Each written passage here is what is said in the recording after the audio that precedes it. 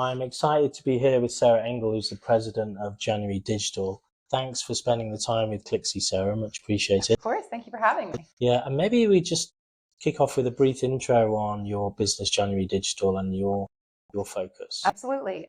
So January Digital, we are the digital agency of record for incredible brands like Carhartt and Steve Madden and Amika. We work with brands that really want to kind of question the status quo and grow. And so we work with them in a way that is strategic, and sometimes that word gets overused or is nebulous. For us, that means we sit between consultancies and agencies. We have a consulting team who are all former brand people who all worked inside brands.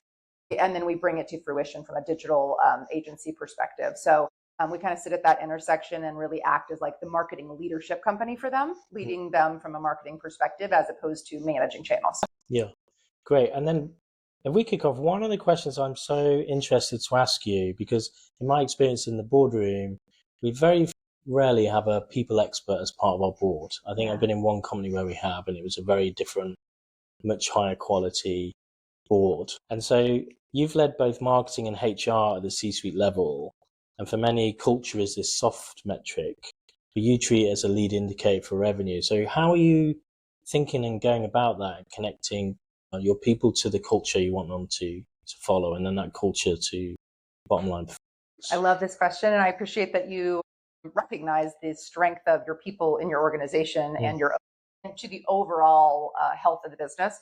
I mean, I know people look at it as a soft metrics. There are hard numbers to this. When you look at the cost of hiring a new employee or an intense turnover and the cost to the business, the cost of that institutional knowledge walking out the door, all the training you've done walking out the door. Like, if you look at this from a financial perspective, it is in your best interest to create a culture where people can thrive, where their careers can grow, where they can stay for a long period of time, right? So even from a financial standpoint, you then look at, whether it's like us, agency and consultancy, or whether it's, retail brands, where I've worked in-house at retail brands in the past as well. Either way, that cultural identity and being able to bring that forward to your end customer, like, that's what's real. And I think that more and more, like people say authenticity, that's to me what brings that authenticity forward. Like, you have to have that. Consumers know the difference now. They are so educated, especially our Gen Z and Gen Alpha. They know. And if you have people internally who are living and breathing the brand and really understand the brand, they can bring that forward. So either way you look at it, if you look at it as a cost mechanism in terms of turnover, or if you look at it as a revenue perspective of what they can actually bring into the organization, I think either way, financials are on your side to say building a culture and building a culture of resilience and high performance is incredibly important. Yeah, I love that. And then sidetrack question, just out of interest for me, really. Do you think, is there anything particularly in culture that then helped you keep your highest performing talent from leaving? Because that's the biggest problem, where your best people don't feel at home or leave. Like, it really has an impact on the business. I think organizations' willingness to identify high performers and treat them as high performers. And so many organizations don't take the time to do that. So I'm like, if you need to every single quarter sit down with your leaders and have a 2x2 that shows who's in your upper right quadrant, making sure that you know who your top performers are and that you know what motivates them. It might be money, it might be title, it might be something different. So, we talk a lot about the 4 drivers and the 4 drivers of behavior here at January Digital. And so I think that is, how you kind of need to look at those people. What I would say is, to create a high performing organization, you need your A players to either bring everybody else up with them or set the standard for what is excellent. And so I've seen that happen in the highest performing organizations that I've had the, opportunity to run. It is a situation where your A players and your very top performers are setting the standard. Other people who come into the organization or who come through the organization have to either level up to that level, or they don't make it, or their peer group that are A players are going to help and bring them up and train them along the way. And so I think that I cannot understate how important it is to understand who your high achievers are and what actually motivates them. Again, it might be money, it might be title, it might not be. You have to know your people well enough to know that. Yeah, I love that. Thank you. That's super helpful. An agentic world we're in, and we're going to find out more at Shoptalk on that for sure. It's a big topic of conversation. So as we move into this world of AI agents, sending them off to do our shopping, filtering brand choices for consumers, from your perspective, and you've really led thinking around emotional commerce, when these machines are our gateways and they're chatting to other machines, what should D2C brands be doing right now to ensure they don't become invisible in this new agentic ecosystem? Good question. It's the right question. And the answer is almost counterintuitive because the answer to creating emotional resonance with your customers through an agentic experience, there's a lot of other ways to create it, but through an agentic experience is the data. The actual answer is the data. From the beginning, making sure that you are training that agent on tone, on the way that you treat customers, on every piece of data that you have that lets you know how personalized this experience should be and what they bought in the past. And right, it's like that data set is what is actually going to allow you to create a more authentic experience by way of an agent. Like the actual answer, is the data set itself. I don't want to undervalue though. Like, yes, there are agentic shopping experiences happening, although this was an interesting week of kind of setbacks is that with OpenAI in that regard, but there clearly is agentic shopping happening. I think where it really matters is where it adds something to the experience. Like you talk about it, that experience that they have. And I think about things like fit and style on a website, right? Like TrueFit, they launched an agentic, shopping agent recently. And it's like, before you run into a fit issue, I'm actually going to kind of intercept and say to you, hey, customer, this is what's going to fit you best. And this is what you're likely not to return. And actually have that agentic conversation that makes their whole experience better. So I see that at every touch point along the path. Like we're not just talking about Claude and ChatGPT. We're talking about how can we use agents at various points in the process of shopping to make it a more authentic experience, to remove friction in order to then have personalized experiences with the human beings in your organization. I mean, most of people's revenue is still coming from the store. And that is the reality of the business. So it's like, okay, what do we know? What did we learn from these years in stores and years in e-com that we can feed the right data set into the agents in order to have the right outcomes? Yeah, great answer. Thank you. And then also, you've talked a lot about kind of living the questions and this strategy of curiosity. I think a lot of people out there are overwhelmed, being rushed by AI, being rushed by automating solutions, being told they need to do something from senior leadership. How do you manage that rush and all this change that's happening so fast to try and keep up with actually trying to be strategic and live the questions? How do you do that maybe with your team? Okay, I love this question. And I have to say that live the questions, I do. It is genuinely my mantra, but I stole it from the poet Rilke. So just for the record.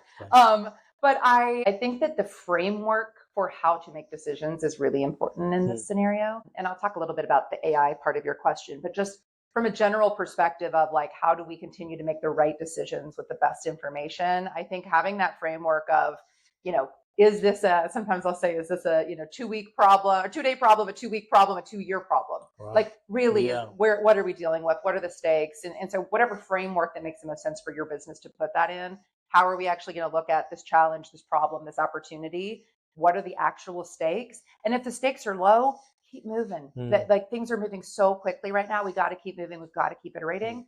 If it is a high stakes issue, if it has a deep impact on your customers or on your employee base, all right, that's a more thoughtful decision where we need different data input. So that's one way to think of it. Like whatever, it could be 2-day, 2-week, 2-year, other frameworks for other work for other people. But I think that's one way to look at it. And I also think that this is an area, you kind of touched on it with your question about AI. Yes, there's a lot of fear and valid fear around what's AI going to do to my job and what do I need to do? And I think that is valid. Alternate side of that though is this opportunity that exists right now. Like if you can, great, we have new AI tools in place. That's going to remove, 10 hours a week from this employee's, workload. Great. What do we want them to do at that time? Like it's our responsibility as leaders to like upskill them, reskill them, determine what they're going to be doing next. And so I think there is a great opportunity. Like when is the last time any of us were able to just sit and think and work through a strategy, work through a tough problem, get in a room and think through a tough problem? We're so busy with the busyness of work that we're not sitting and thinking and living those questions. Like, what is the best possible outcome? Yeah. And AI does give you that opportunity. If you leverage it right and you don't just fill up that time that you saved, Yeah. if you really are thoughtful about that time, it gives you an opportunity to be more strategic, to be more creative, to actually to be a storyteller, to lean into the things that are innately human. Yeah, I love that. So it was very like Bezos, which is kind of reversible or irreversible. Right. Like really understand what type of question you're dealing with. And then the AI stuff is really around, there's some lemonade to be made from the lemons, right? It's like, what's the things the teams couldn't get to that are even bigger, more exciting that they could do now? Now this junior admin work or productivity work is taken away. They could do much bigger, more exciting projects. Absolutely. Yeah, it's always. But you have to plan for it, because the reality is if you take 10 hours of somebody's work away, they're going to fill it with something. Yes. Is it the right thing? Yeah. And so like you've got to get ahead of that decision. Yeah, the priorities, and otherwise it'll just be the next thing in a long queue of stuff they never got to, which you don't want them to do really anyway. Yeah. Yeah. I love it. The promotional drug. Love this one. It's so hard. And that's why I love it. Is the path to sobriety for brands a product change or a leadership change? The path to sobriety. Yeah, I would definitively say it's a leadership change. Yeah. I mean, I've been through this process so many times, both internally when I was inside brands, as well as, with so many, CEOs, CMOs that we work with.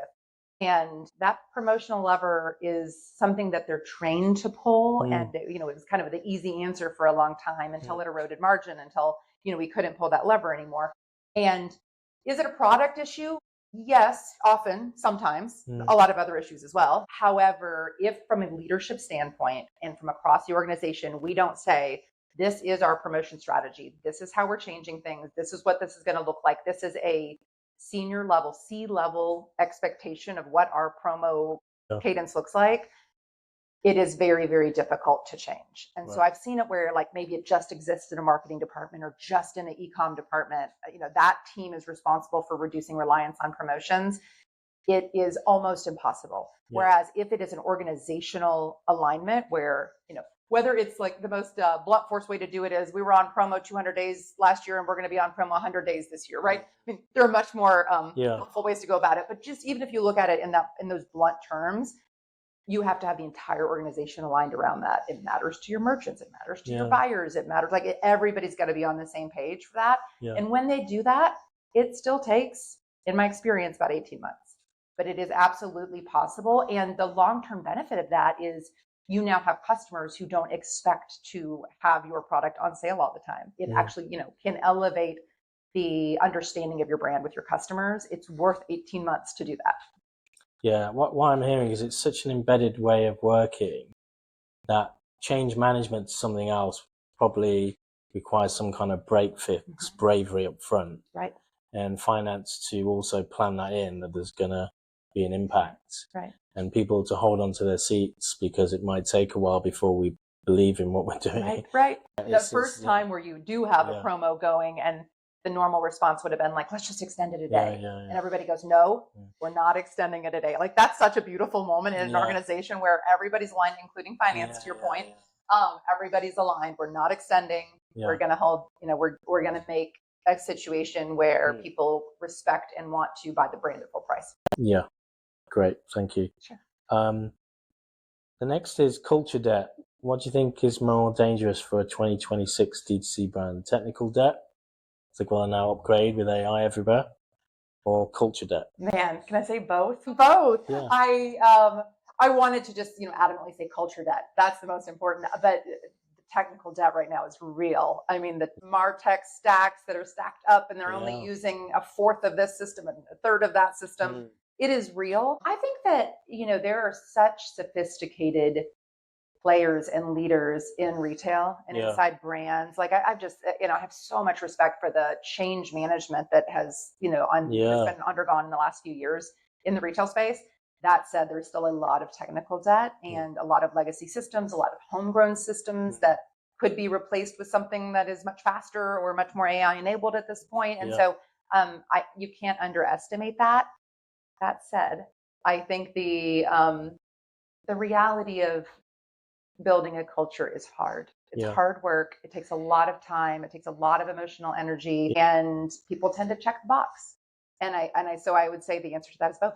Yeah. Yeah, I think as well, the culture change is even more difficult now. Yeah. Going into AI, because having these new skills and being high Yes. agency and learning and high curiosity and Right. trying to work out, and now everybody's job has got to have a lot more technical data competence. Right. It's a very And to say to difficult time. somebody, I need you to do new things with new skill sets, and also don't be worried. Yeah. Those two things are very hard Yeah. to say in the same Yeah. sentence. Yeah. And so it's like building those systems, and leaders don't know all the answers right now. They don't know exactly what their business will look like 6 months from now, 9 months from now. It's moving that quickly. Yeah. So getting as clear as you can on that vision, creating a plan, even if that plan is at 80%, being clear about that plan and making sure that your employees are brought along for the journey. I think that's the only way to iterate fast enough right now. Yeah. AI versus soul. So we've seen people and stories of people building relationships with chatbots, even falling in love. Can an algorithm ever replicate the emotional commerce you advocate for? Or is it really the final frontier for humans? It's really a human only. I think that it's final frontier. Yeah. What is possible is incredible. I don't debate that at all.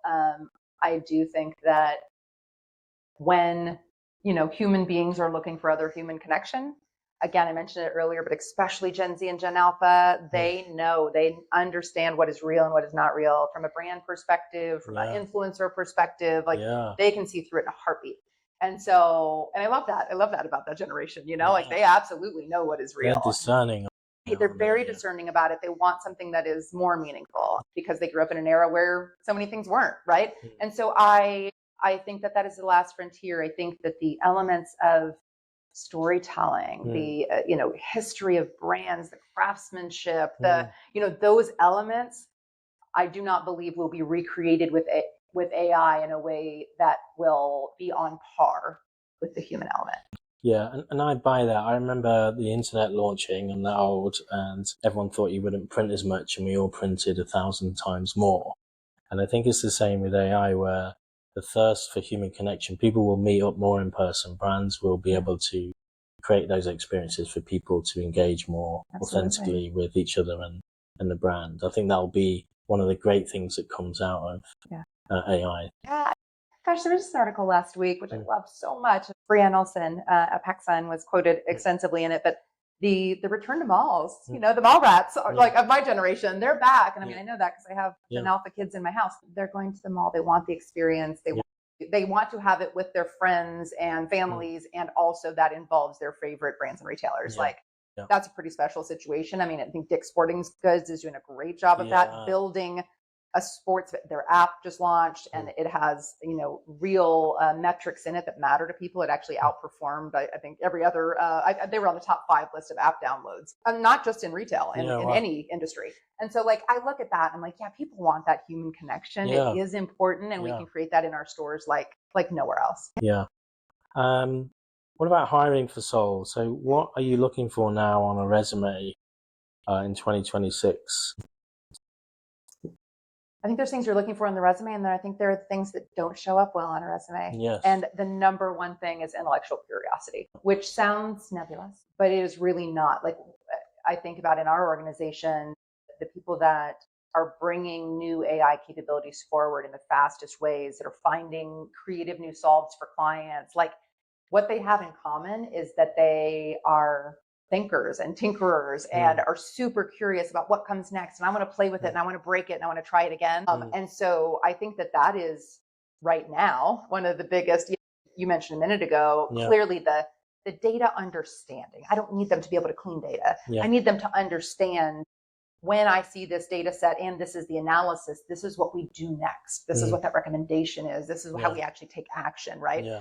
Or guide the machine to take action, for that matter. But I think that intellectual curiosity and that just excitement for testing and learning and breaking things and being really uncertain and trying it anyway, that's what I'm interviewing for, whether it's on the resume or not. Yeah, I love it. We call it high agency in our ventures. And they're saying we're looking for people who can't help themselves, but grab and pick something up and try and do something with it. Yeah. I love that. Yeah. Now, we'd love kind of some of your wisdom. So everybody out there is going to be dealing with this AI uncertainty for their job role, or what it means for their company, what it means even for their industry. As a leader, you've kind of been running a business, you know all the ups and downs. Some months and years go well, some don't. Win business, lose business, stuff goes wrong with clients, what you have to do. How do you personally stay resilient? What's your resilient framework for getting through like all this change or things coming at you or things going wrong? What a lovely question. When I think about it, personal resilience, I think, is built on multiple, elements of life. There's a really great book, I think it's called The 5 Virtues of Wealth or something like that. But it's like all the 5 different parts of wealth, right? And it's physical and mental and social, and finally you get to financial at the end, right? And I think that those elements are so important. Like, it's never been more important, to your point of like being out in the real world and having those social interactions, or making sure that your fitness is on track and the eating is on track. Like, all of those personal elements of resilience are so important, because in order to move fast enough, to take in enough information, make the best decisions you can with the information at hand, and then the next day you'll get some completely different information. Like, there is an element of that like I love how fast it's moving, and I'm excited by that. And to your point, I just can't help it. I'm like, let's try this out. Again, what happens if we fail? All right, what happens if we don't try? If you look at it that way, often the result of failing is significantly lower than the result of not trying at all. Getting out innovated right now can happen so quickly. And so I think your personal resilience, again, family, faith, your health, all of those elements being prioritized. I think at least I spent too many years not prioritizing that thing, and all of a sudden you don't have that foundation. Like, you've got to have the foundation built, whether that's personally for resilience or as an organization. What does it take? Like, how often do we need to all get together and have a really amazing cultural experience for us to have a foundation we can build on the rest of the year? Yeah, communitas, where people do tough things together. Yes. They're just bonded and feel that together. Yeah, I think that's a great way to stay resilient, have that network both in your company and with people to do that. I love that. It's great. Thank you, Sarah, so much for chatting to us. And I think we'll get to see lots of you at Shoptalk, because we'll be covering the sessions there. Great. Yes, I'm looking forward to it. It's going to be a great show. A lot of AI conversation, but a lot of store conversations, a lot of new technologies. So it's going to be a great show. Well, thank you. Appreciate it. All right. Thanks. Thank you.